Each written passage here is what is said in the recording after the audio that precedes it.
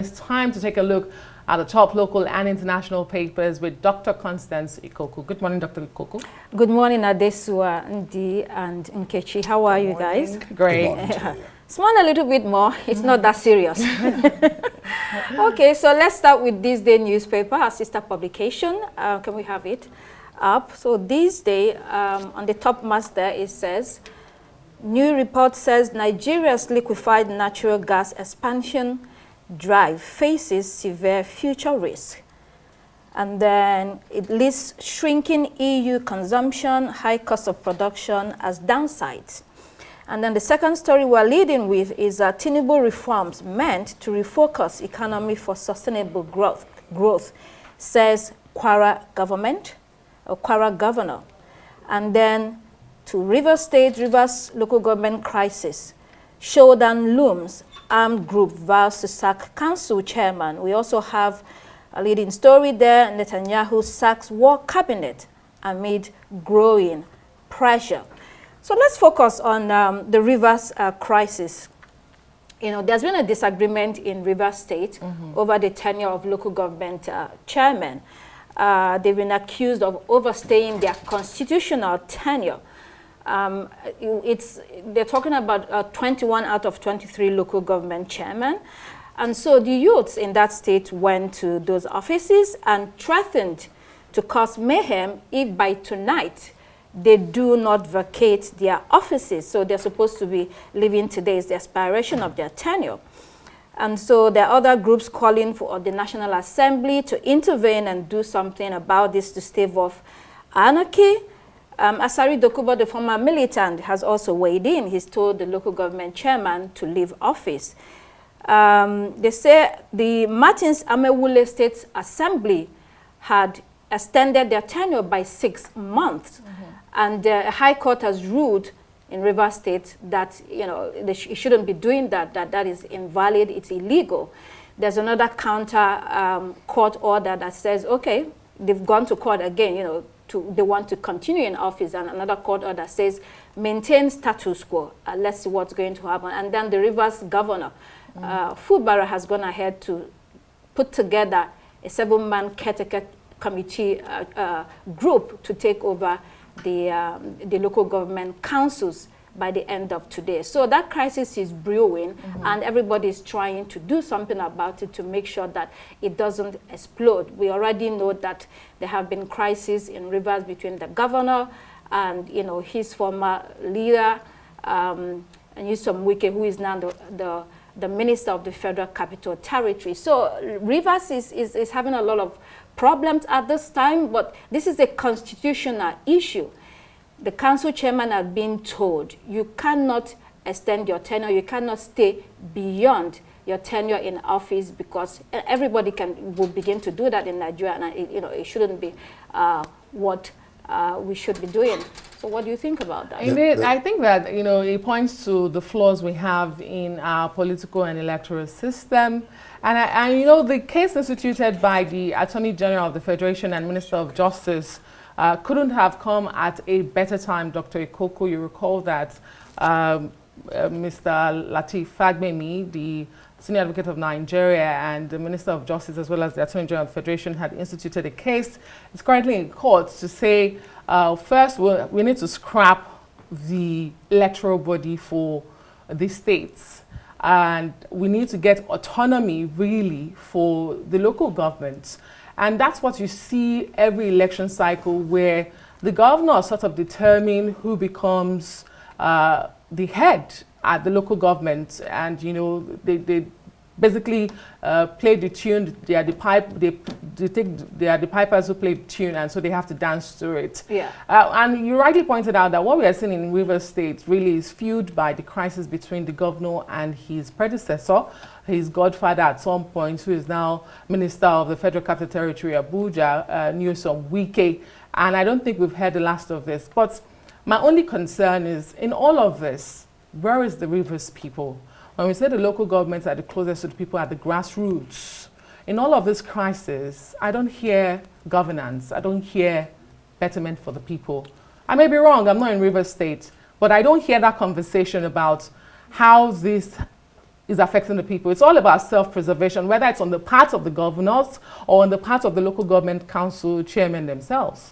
Okay, so we have our guest also. He's in the Overflow studio, Mr. Chuks Akunna. He is the executive director of Authority newspaper. Chuks, can you hear us? Maybe you can weigh in too on this conversation. I can. Good morning. Good morning, all of you. Interestingly, in 2000, I was this deputy chief in Port Harcourt. So virtually all the key players in River State are known to me. But the truth is, the federal government's conspiratorial silence on the crisis, on the brewing crisis in River State. As it were, River State is the first or second largest oil producing state in Nigeria. Is the key oil producing state in Nigeria. It has the largest reserves of natural gas in Nigeria. And whatever happens to River State, whether we like it or not, is going to have far-reaching implications for the growth and survival of Nigeria. That said, I think Chairman of Herbal government, Chinny Lloyd, who is a very known face in River's political crisis, spanning from the Amechi era. Yesterday, he issued a statement that this morning that he's going to distribute, and in line with President Bola Ahmed Tinubu's renewed hope agenda, that he was going to distribute farming equipment, farming implements like hoes, like machetes, and we all know what that could spell for a state like River State. The people, sadly, the people who are fighting the governor appear to be holding the short end of the stick. Quite unfortunately. Their principal, Nyesom Wike, the current minister of the FCT, having realized that Governor Sim Fubara won at the Supreme Court. So there's virtually nothing anybody can do about Fubara until his time in office expires in the next 3 years. So this would seem like the war of attrition between Wike and Fubara by other means. And the only troops which Wike can use at this time are the local government chairmen who were actually elected when he was governor. So they appear to be beholden to him. But then, if you travel to River State, if you interview people on the streets of River State, the public opinion appears to be on the side of Governor Fubara, and that's why we've seen prominent stakeholders, threatening to physically exit the chairman, to force them out of office today if the federal government that invariably controls the police fails to do something. And it's very, very sad because we've seen a Nigerian police force that ought to be for all Nigerians, appearing to take sides. Because, people have come, local government chairmen, the outgoing local government chairmen, several of them have come on air to actually threaten to breach the law and order, and the police have been, silent about that. Then you ask yourself, whose interest are are they protecting? It happened in neighboring Bayelsa State about a few months ago when, before heading up to the governorship election in Bayelsa State, where scores of anti-riot policemen, special squad, went to occupy parts of Basambari in Bayelsa State. And the governor was crying, was shouting that you cannot do this. You cannot come and occupy parts of my state without my knowledge. I'm the chief security officer. But apparently because a serving minister at the time, a minister who belonged to the APC was also part of the elections. So whatever happens today, we're going to hold, people are going to hold the president accountable because it will seem that he's given tacit approval, tacit support to Nyesom Wike, who is his minister at this time.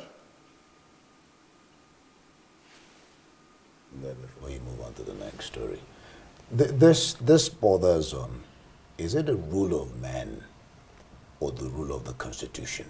You raised a very poignant issue there, the court cases. The court finally said, return to status quo, the second. And status quo would mean that you cannot exceed the time you're supposed to vacate office. Yeah. So why are you insisting that you must stay in office? That's the important question to ask here. I think yesterday when we were doing this, somebody raised the issue of they should go to court to decide it and not war. That is very important. Return to status quo, stay there. which means vacate because your time is up. And even more than that, I agree with Mr. Akunna when you look at the wider context of Rivers State. Rivers State is such a key state in Nigeria, and so whatever is going on there will affect the whole country. And I don't think we have that grace to have this type of chaos or leading to anarchy right now. Now in the state, we're talking about where does the police come in? You have armed groups now vowing that, look, they're going to take laws into their hands, and this will now further deepen the insecurity that we're already facing. And this is always, since the election, we've had this issue, and it boils down back to the disagreements or the fight that you have between the current governor of the state and the former governor, who's now the minister. And so this just needs to, basically, it's an interplay of power when you look at the big picture. Okay, so let's move on to New Telegraph. We should have that. New Telegraph newspaper. So on the top mass it says, FAC, e-transfer levy earnings dropped by 15.97% to 15.15 billion naira. And then we also have Salah spending triggers naira scarcity nationwide. Again, ASU rejects new varsity governing councils. They are also leading with the Rivers crisis, tension there. And then to South Africa, Tinubu to attend South African President Ramaphosa's inauguration day, and Obi tackles FG over move to buy new presidential planes. Yes, let's dig into the presidential plane story. The candidate of the Labour Party in the last election, Mr. Peter Obi, has said that the plan by the federal government to buy presidential planes at this time is quite insensitive. According to him, we have so many problems in the country. We already know the indices or the indicators. There's high general inflation, food inflation, high debt profile, high cost of food, fuel, transport, drugs.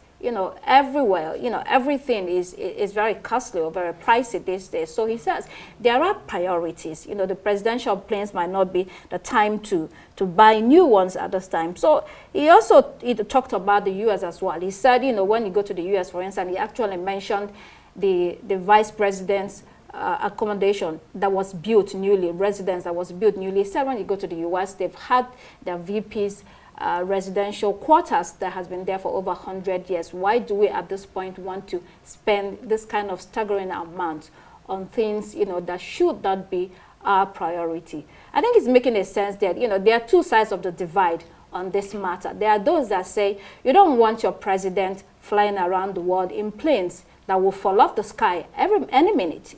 If the planes are aged or faulty, and the experts have advised that you need to get new planes, then you have to do that. On the other divide, some say, no, why not shut down the whole entire fleet? And, he can take commercial or hire commercial. Well, that's debatable, but, these are the two sides of the divide. Akunna, do you want to come in on that? Well, in school, we read this book by George Orwell, Animal Farm. And we used to think that it could only happen in communist Russia, communist USSR. But then, recent events have proven, especially since after the Buhari era, have proven that leaders, they come and vilify their predecessor, accuse them of wastage, accuse them of profligacy. And then when they take over government, you see that they seem to be worse, in terms of spending public funds. When Buhari took over, the mantra was anti-corruption, anti-corruption, anti-corruption. And then we now know better. It's I'm not saying this because it's Peter Obi. If you actually drive through the streets of Nigeria, I think I made this analogy a few days ago somewhere. You see, masons, those who build houses, they used to earn 7,000 naira, like 10 years ago per day. So, and with 7,000 naira, they could buy a bag of rice. They had enough wages to buy a bag of rice each day they worked. So, but now they have to work for a minimum of 10 days to be able to afford a bag of rice. What does that tell you? It tells you that, the value of the naira has tipped by over, 10 times, if you allow me. But then, you see, we have to also gauge the mood of the people. And it goes to talk about the issue of elections, how these people get into power. Because if you know that you are actually elected to be governor or president, you know that you are beholden to the people and you do things that will please them. But if you know that you can actually grab political power, you can actually snatch it, you can actually run with it, you tend to care less about how the people feel, people on the streets feel. It is the people on the streets that actually bear the brunt of this insecurity, of this hunger, of starvation, of lack of power, insufficient power, and what have you. It's a big problem. You see, we live among the people, and they talk to us. We actually see them, we interact with them. You see, there's what we call mama put. Mama put are these women who sell food on the street, street vendors. For 1,500 naira, you will not get a decent meal in Nigeria anymore. So what does that tell you? Things are very, very difficult for a lot of people. So to even broach the idea of the thought alone of trying to buy a presidential jet at this time, it's a height of insensitivity, and I don't know where that's coming from. But the truth is that as people, if you do a census of people, if you take a survey of people and ask them what is the most pressing need you have today, the issue is food. It's no longer, it used to be power, but now food, people are just struggling to have. People used to struggle to breathe, but now they're now struggling to feed themselves. And it's a very big tragedy to start talking about the thought of a presidential jet at this time. I mean, it's very unfortunate. And I think Peter Obi saw that opening and actually cashed in on that. And I'm sure a lot of Nigerians will support him on that. Because a government that's sensitive to the desires, yearnings of the people will not be talking about private jet for the president at this time. Let's quickly go to the Vanguard newspaper. It says Nigerians struggle as high drug prices fuel health crisis. There's this report, special report. So it's saying that doctors are actually worried over unavailability of drugs for their patients.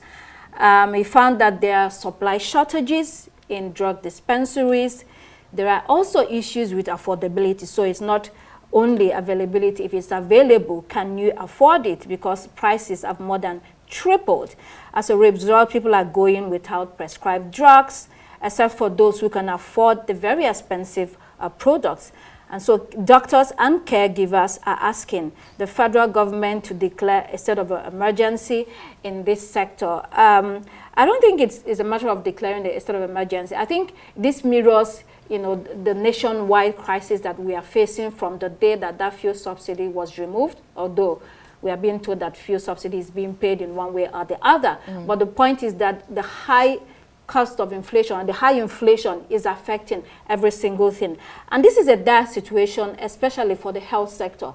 It's also on the front page of The Guardian. They have a similar story. If you take a look at The Guardian Nigeria, it says out of stock, anxiety is 200% hike, scarcity hit hospitals. So you have this crisis that's particularly jarring as doctors are now left basically with no choice than to recommend alternative remedies, including herbs, due to the unavailability of some critical medications.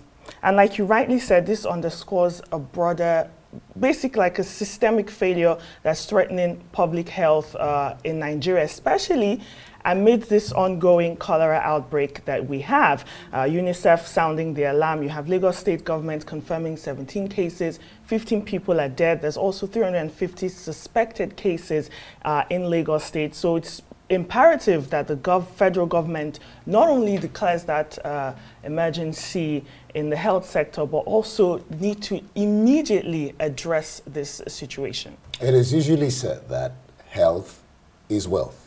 And so when it gets to drugs, it becomes very dangerous. It can impact the economy because when people start falling sick, people can't go to work. It becomes dangerous for the economy. And then the second issue here is when you refer people to herbal alternative medicines, they say it's not scientific. That's usually what the doctors will say. So how do you know what amount to take? How do you know the mixture to take? So there's a real danger here when you start talking, when it starts affecting drugs and the health of Nigerians and the health of people. You know, and if you permit me to go back to before we continue, when you talked about the insensitivity, it's really a no-brainer about the House of Reps talking about aircraft for the president. In fact, I think it's a trust that says the president should lead by daily trust should lead by example.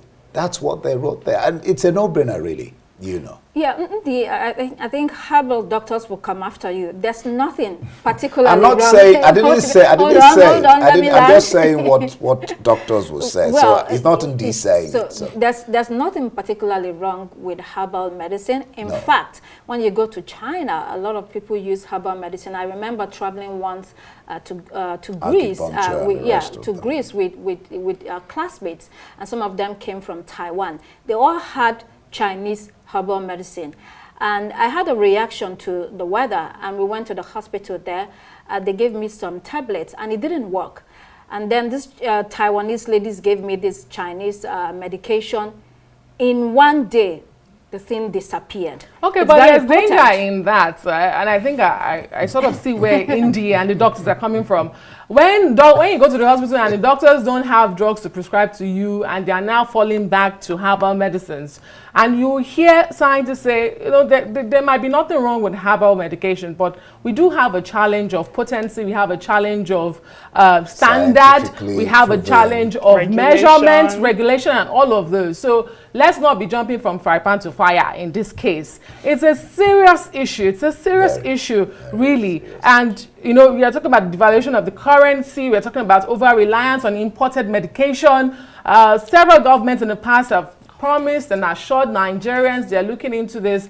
But what is the state of our pharmaceuticals in Nigeria? We've seen recently big drug companies leaving Nigeria. At a dinner with the president during the Iftar, Ramadan Iftar, I recall that the president had a meeting with the business sector in the country. And one of the leading pharmaceuticals in Nigeria was represented by its owners at that Iftar dinner, I recall. And she was telling the president very passionately that, you know, our sector is in trouble, but we know how to do this. We can fix this. We just need you to come in and help us. So it is doable, but what are we doing so far? Right. So that's what your point. I think the issue then is regulation. You have a whole herbal sector that can be regulated and can be improved and can be supported. Let's quickly bring in Chuks. Chuks, what are your thoughts on this? No, very, very important, because you see, there's none of us who doesn't spend at least 1,500 or 2,000 naira in a year on malaria. So if you multiply 2,000 naira times 200 million persons in Nigeria, you know what that means. And how many indigenous drug companies are actually getting a piece of this pie. This is a story. See, like I wholeheartedly agree with Dr. Constance. You see, the truth is this: everything African, we tend to trivialize it. We tend not to be serious with our own thing. If a thing is not imported, the Chinese have taken over our herbal medicine market. In case we don't know that, all these people who talk about, see a lot of Nigerian ladies and men. They roam the streets. They tell you that they have this, they have that, they have this, and these are all herbal medicines from China. But because it's from China, we tend to believe in the potency of those medicines. I mean, let's ask ourselves. You know, for thousands of years, we've lived without all this so-called medication from the Western world, and we used to have malaria. We had what the Yorubas call agbo. You know, and not just Yorubas, the Igbos. We had from neem leaves. You know, they will make concoctions. They will cook and, you know, bathe children with these things. And in matter of days, the fever will go. So, but then, and then I don't feel, I mean, I feel very, very sorry for NAFDAC, for instance, because even when these drugs were cheap, they had to battle counterfeit drug producers. So you can imagine how much pressure they are under now. There's this eye drop a friend used to buy for 4,000 naira, you know, eye drop for 4,000 naira. It's now about 28,000 naira, you know, over a span of 2 years.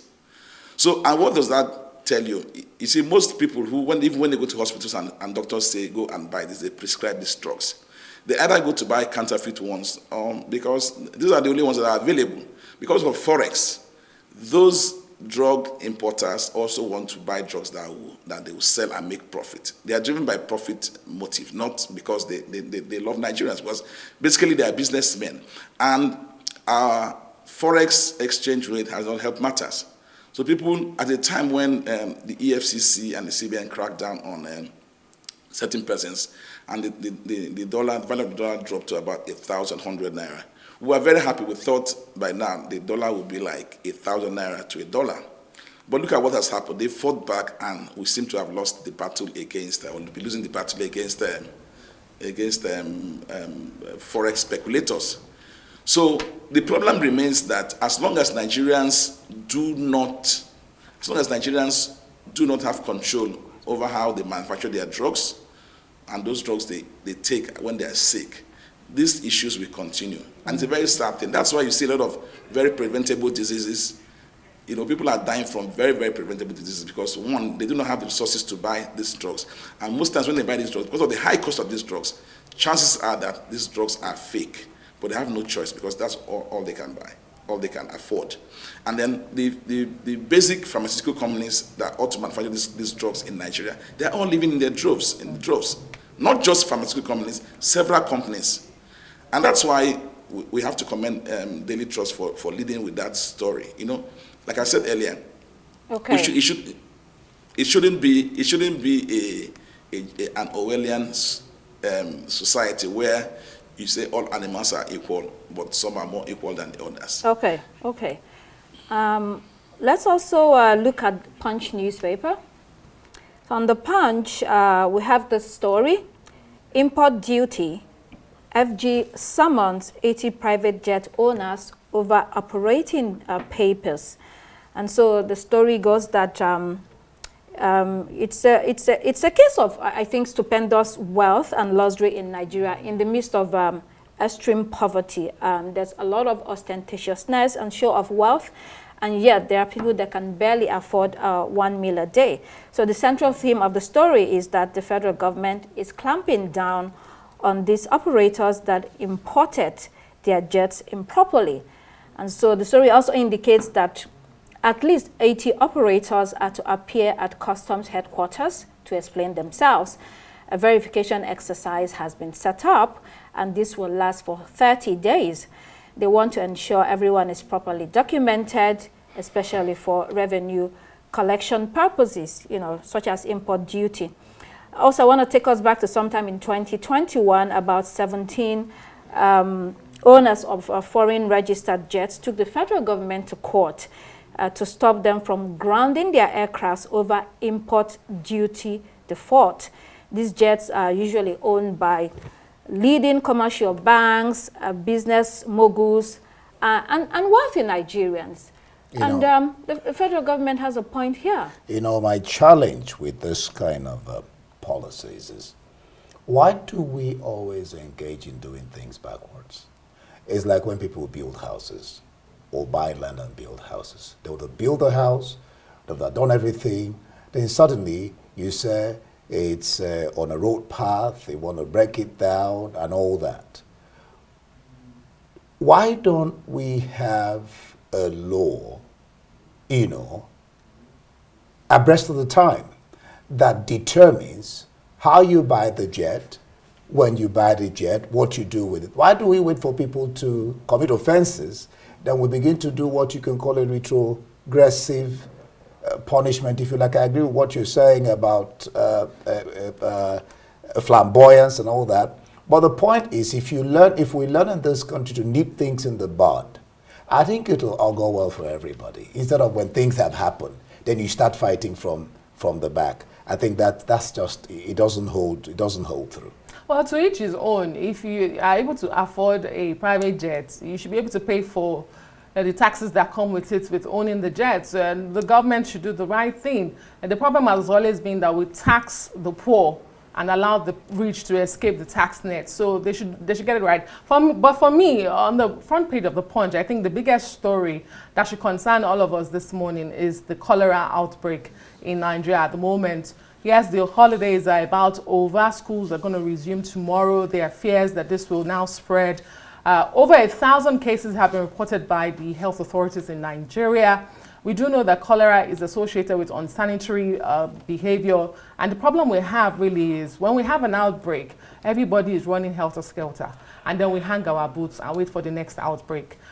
We should be telling the people what to do rightly at this time. Wash your hands, make sure that your food is properly cooked. If you do not know the source of your food, you might be at risk because you don't know the kind of water and the hand that has touched it. This is associated with feces of those who have been infected, so you have to be careful. And bottom line, is associated with poverty. You cannot find cholera in developed countries. You find it in most parts of Africa and Asia. So it's a pointer, it's a damner, it's a dent to all of us, but particularly to the government. We have this outbreak every year. What do? We have to improve the quality of water for our people. We have to improve the quality of life for our people. And so I think this is a serious issue. The schools should be put at rest. How do we ensure that we do not escalate these numbers? We do not have more people dying from cholera. All right. True. It goes back to the same question of nip it in the bud, start from the beginning, and what lessons do you learn when it has happened instead of, it's all over again. We start from square one.